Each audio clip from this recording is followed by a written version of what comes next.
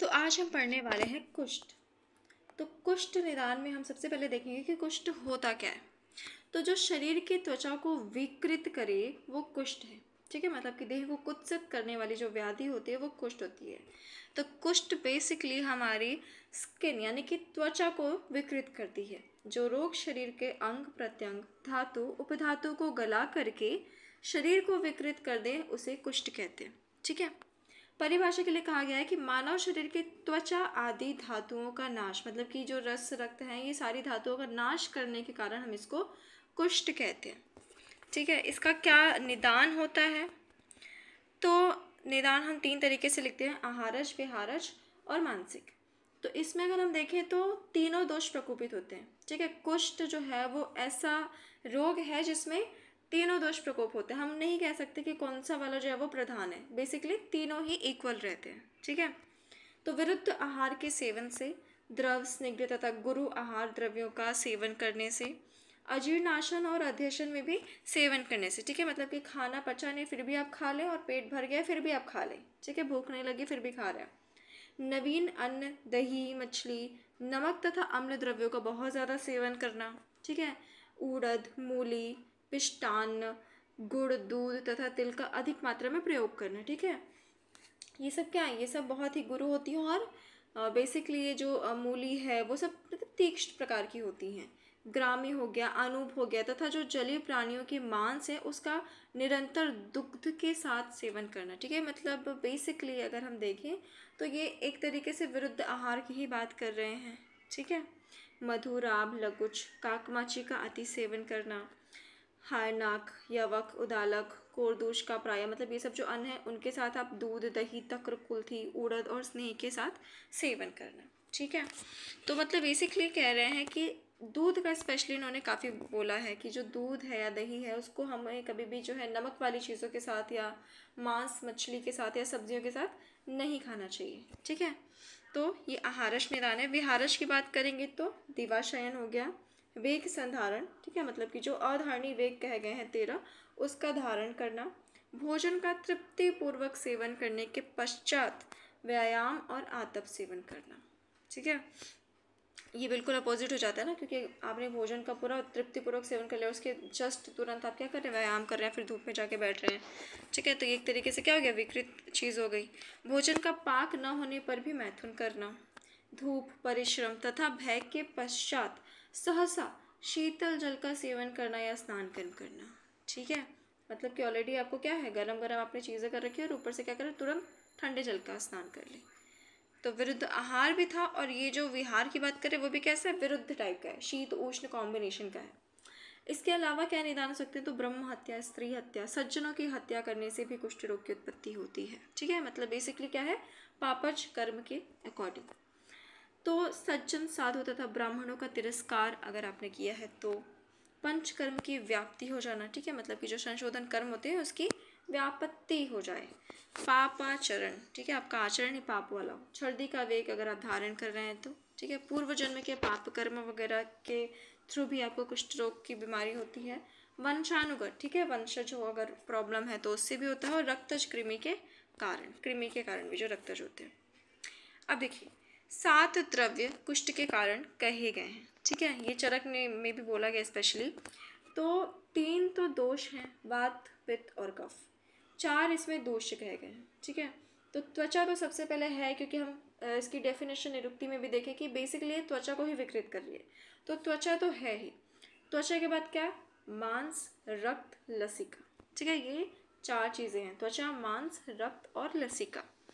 तो ये 4 दोष या 3 दोष मिल करके क्या होता है, इन 7 का समूह ही क्या करता है, 7 प्रकार के कुष्ठ को उत्पन्न करता है। ठीक है, तो जो 7 प्रकार के कुष्ठ होते हैं उनको महाकुष्ठ कहते हैं। तो यही 7 कारणों से विसर्प की भी उत्पत्ति होती है। ठीक है, तो ये कुष्ठ से अलग क्यों है, मतलब कि ये जो 7 कारण बताए गए हैं ये कुष्ठ के कारण हैं, लेकिन ये विसर्प के कारण भी बताए गए हैं। तो दोनों में डिफरेंस क्या है, तो कभी कभी पूछ लेता है कि कुष्ठ और विसर्प में क्या डिफरेंस है। तो रक्त प्रधान दोष विसर्प है, कुष्ठ नहीं है। कुष्ठ में क्या है, ये जो चारों हैं वो इक्वल हैं। ठीक है, कोई भी प्रधान नहीं, चारों इक्वल है। लेकिन विसर्प में क्या है, रक्त जो होता है वो प्रधान दोष होता है। ठीक है, कुष्ठ में जो वेदना होती है यानी कि जो पेन होता है वो कम होता है या तो नहीं होता है, विसर्प में होता है। ठीक है, वेदना भी होती है, इचिंग भी होती है बहुत ज़्यादा। ठीक है, और जो सप्त द्रव्यों की दृष्टि है इसमें एकदम मैंडेटरी है यानी कि अनिवार्य है, कुष्ठ में सातों द्रव्यों की दृष्टि होगी तभी उत्पन्न होगा, लेकिन विसर्प में ये ज़रूरी नहीं है। ठीक है, मतलब हो भी सकता है नहीं भी हो सकता, कोई ज़रूरी नहीं है। चिरकारी की बात करें तो कुष्ठ वाला जो है वो चिरकारी होता है, लंबे समय के लिए होता है, विसर्प वाला चिरकारी नहीं होता है।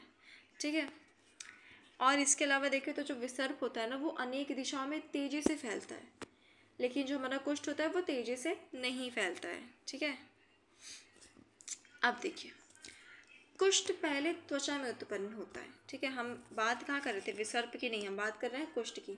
तो ये हमने इसके कारण देखे हैं, 7 कारण है। ठीक है, तो ये कह रहे हैं कि जो त्वचा की बात कर रहे हैं। ठीक है, तो क्या होता है, कुष्ठ पहले त्वचा में उत्पन्न होता है, उसके बाद उत्तरोत्तर धातु में फैलता चला जाता है। तो इसका क्रम क्या होता है, ये भी बहुत इंपॉर्टेंट एमसीक्यू उसके पर्पज से, कि पहले त्वचा में होता है, फिर लसिका को दूषित करता है, फिर मांस और उसके बाद रक्त। ठीक है, तो त्वचा, लसिका, मांस और रक्त। कुष्ठ जो होता है मुख्यतः एक दोषज नहीं त्रिदोषज व्याधि है। ठीक है, ये ध्यान देने वाली बात है, क्योंकि हम पढ़ते हैं ना जैसे ज्वर है वो पित्तज होता है, रक्त पित्त मेनली पित्तज होता है, लेकिन कुष्ठ कुष्ठ को यहाँ पे त्रिदोषज बोला गया है। ठीक है, क्यों त्रिदोषज बोला गया, क्योंकि ये वैरोधिक आहार से उत्पन्न हो रहा है। ठीक है, हम जब भी सामान्य निदान पढ़ते हैं तो हम हमेशा पढ़ते हैं ना कि या तो वातज होगा, या तो पित्तज होगा, या तो कफज होगा, बट इसमें ऐसा कुछ नहीं है, इसमें तीनों दोष प्रकोपित हो रहे हैं। तो तीनों दोष प्रकोपक कारण मेनली जो होता है हमारा वो होता है विरुद्ध आहार। ठीक है, संप्राप्ति कैसे देखेंगे इसकी, तो निदानों का अति सेवन हमने किया, उससे क्या होता है, वात सहित त्रिदोष प्रकोप, मतलब कि तीनों दोष का प्रकोप हो रहा है। ठीक है, कोई ज़्यादा नहीं, मतलब यहाँ पे वात प्रधान नहीं लिखा है, वात सहित लिखा है। ठीक है, तो तीनों दोषों का प्रकोप होता है। तिर्यक गत, ठीक है, मतलब कि जो हमारा प्रकोपित हुआ दोष वो कहीं भी चला जाएगा, तिर्यक गति है उसकी। ठीक है, तो सिराओं में प्रकोपित दोषों की गति होती है। ठीक है, सिराओं में जाता है प्रकोपित दोष, उसके बाद क्या करता है वो, त्वचा को, रक्त को, मांस को और लसिका को। ठीक है, इसको दूषित करता है और शिथिल हो जाता है ये लोग। तो दोष और दोष्य का त्वचा में कहीं पे स्थान संचय हो जाता है। ठीक है, ये दूषित हो रहा है तो जहाँ पे स्थान संचय होगा वहाँ पे क्या हो जाएगा, उसके शरीर के प्राकृतिक वर्ण में विकृति आ जाएगी। ठीक है, कलर में क्या हो जाएगा, चेंजेस आ जाएंगे और एक मंडल की उत्पत्ति होगी। ठीक है, मतलब कि यहाँ पे क्या हो जाएगा, ये मान लेते हैं कि यहाँ पे दूषित दोष है, तो एक तो कलर चेंज हो जाएगा, ऊपर से थोड़ा सा ये मंडल टाइप का उत्पन्न हो जाएगा। ठीक है, इसी को हम क्या बोल रहे हैं, कुष्ठ रोग बोल रहे हैं। संप्राप्ति घटक देखें तो दोष इसमें त्रिदोष है। दोष है हमने ऊपर 4 देखे ना, त्वचा, रक्त, मांस और लसिका। स्रोतस की बात करेंगे तो मेनली रक्त व स्रोतस होता है। अधिष्ठान में बाह्य रोग मार्ग, मतलब कि त्वचा होती है मेनली और साथ में मांस। ठीक है, स्रोतों दृष्टि कैसी होती है, तो संघ, क्यों, क्योंकि हमने अभी पढ़ा ना कि क्या होता है, स्थान संचय कर रहा है। ठीक है, तो मतलब स्रोतों दृष्टि कैसी है, संघ है। स्वभाव इसका चिरकाली है। ठीक है, हमने ऊपर भी देखा था। और उस उपसर्गज में रक्तज कृमि होता है। ठीक है, कुष्ठ के भेद की बात करें तो अब हमने ऊपर यहाँ पे देखा था कि जो 7 कारण होते हैं उसी के थ्रू क्या होते हैं, 7 रोग उत्पन्न होते हैं। ठीक है, तो जो हमारे महाकुष्ठ होते हैं वो कितने होते हैं, 7 बताए गए। तो कौन कौन से हैं, थोड़े से अजीबोगरीब नाम है। काकड़क है, सबसे भयानक और असाध्य बीमारी कही गई है इसको, क्यों, क्योंकि इसको त्रिदोषज मानते हैं, ये तीनों दोष से होता है। ठीक है, इसमें क्या होता है, गुंजा की तरह ही होता है, मतलब इसका जो शेप होता है वो गुंजा की तरह होता है। गुंजा क्या होता है, जिस शेप का होता है और जिस कलर का होता है ना वो रेडिश कलर का, वैसा होता है वो। त्रिदोषज होता है, इसलिए इसको हम क्या बोलते हैं, असाध्य बोलते हैं।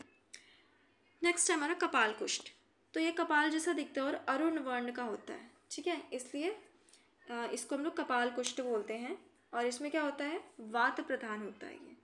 ठीक है, उदुम्बर, उदुम्बर तांबे की तरह लाल वर्ण का होता है, तो लाल वर्ण आ गया, पित्त प्रकोपित हो गया। मंडल सफ़ेद और रक्त वर्ण की आभा वाला होता है, तो सफ़ेद आ गया तो कफ प्रकोपक होगा। अब ऋष्य जिव्य, इसमें क्या होता है कि कठिन भी होता है और साथ में कुछ लाल वर्ण होता है, तो कठिन के कारण वात हो जाएगा, कुछ लाल वर्ण का भी होता है इसलिए पित्त भी है, तो साथ में हो गया वात और पित्त दोनों प्रकोपक। पुंडरीक कुष्ठ, ये श्वेत होता है और रक्त वर्ण की कांति वाला होता है, तो श्वेत की वजह से कफ और रक्त वर्ण की वजह से पित्त। ठीक है, तो कफ और पित्त दोनों का हो जाएगा। सिद्ध कुष्ठ में क्या होता है कि रुक्ष और श्वेत वर्ण की आभा वाला होता है। तो रुक्ष के कारण वात, श्वेत वर्ण की आभा के कारण कफ। तो इसमें क्या हो जाएगा, वात और कफ प्रकोपित होता है, तो इसको हम महाकुष्ठ कहते हैं। ठीक है, अब क्षुद्र कुष्ठ बताए गए हैं 11। तो कौन से हैं, तो एक कुष्ठ, चर्म कुष्ठ, किटिब, विपादिका और अल्सक। ठीक है, ये जो पांचों होते हैं वो वात और कफ दोष प्रधान होते हैं। ठीक है, उसके अलावा 5 कौन से होते हैं, तो दद्रु, चर्मदल, पामा, विस्फोट और शतारु, ये पित्त और कफ प्रकोपक कहे गए। और लास्ट में आता है विचर्चिका, जो कि कफ प्रधान होता है। ठीक है, तो टोटल जो कुष्ठ के भेद बताए गए हैं वो 18 होते हैं। 7 हमारे क्या है, महाकुष्ठ हैं, और 11 क्षुद्र कुष्ठ हैं। तो टोटल 18 बताए गए हैं कुष्ठ। ठीक है, अब इसमें लक्षण तो थोड़े बहुत पढ़ ही लें, लेकिन हम लक्षण बना के लिख सकते हैं। अगर वात प्रधान है तो उसमें क्या हो जाएगा, रुक्षता होगा, शोथ होगा, तोंद मतलब चुभने जैसी पीड़ा होगी, शूल पेन होगा, संकोच होगा, उसमें पारुषता होगा, श्याव वर्ण का होगा और अरुण वर्ण का भी होगा। ठीक है, हमने ऊपर देखा था ना कपाल वाले में कि अरुण वर्ण का होता है। पित्त प्रधान में क्या हो जाएगा, दाह होगा, पाक, राग, परिश्राव होगा, उसका विश्र गंध आएगी, क्लेद होगा और अंग में पतन होगा। कफ प्रधान में क्या होगा, श्वेत वर्ण का होगा। ठीक है, शैत्य शीतता फील होगी, आपको शीत फील होगा, और कंडू स्थिरता, गुरु हो जाएगा, स्निग्ध और उत्सेद उठा हुआ रहेगा। ठीक है, तो मेनली तीनों दोषों में हमको सबसे पहले ये देखना है कि उसका कलर क्या है। ठीक है, फर्स्ट हम देखेंगे कलर, तो श्याव और अरुण वर्ण इसमें आ रहा है।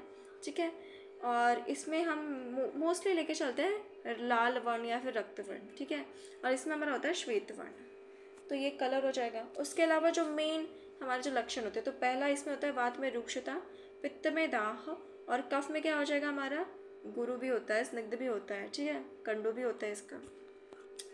और वात का सबसे जो प्रधान गुण होता है वो शूल और तोंद हो गया, और पित्त में हमारा क्या होता है, गंध, विस्त्र गंध आती है ना वो। और जो हमारा कफ प्रधान है उसमें तो ऑलरेडी हमने लगा ही दिया है, स्थिरता भी एक बच गया है। तो ये जो मेन वाले गुण है वो आपको याद रखने हैं। तो ये आपको क्यों याद रखना है, ताकि ये जो हमने कुष्ठ के भेद पढ़े ना, जैसे कि हमने ये पढ़ा वात और कफ डोमिनेट होता है, तो इसमें आप वात और कफ के लक्षण लिख दो, इसमें पित्त कफ के लिख दो और इसमें कफ के लिख दो। ठीक है, ऐसे ही इसमें भी कर लो। अब देखिए लास्ट हमारा बचता है कुष्ठ के पूर्व रूप। तो कुष्ठ के पूर्व रूप में बताया गया कि स्पर्श अज्ञत्व। ठीक है, मतलब कि स्पर्श का ज्ञान जो है वो नहीं होगा, अति स्वेद या फिर अस्वेद, या तो बहुत ज़्यादा स्वेद होगा या तो नहीं होगा। वह वर्ण ऑब्वियस सी बात है, कलर डिस्कलरेशन हो ही जाएगा वो। कंडू भी उत्पन्न होगा, लोम हर्ष होंगे। ठीक है, वहाँ के रोए क्या हो जाएंगे, गिर जाएंगे। दाह होगा वहाँ पे, रुक्षता, उष्णता और भारीपन होगा। ठीक है, तो हमको क्या समझना है कि ये कुष्ठ होने वाला है। ठीक है, ये कुष्ठ का पूर्व रूप है।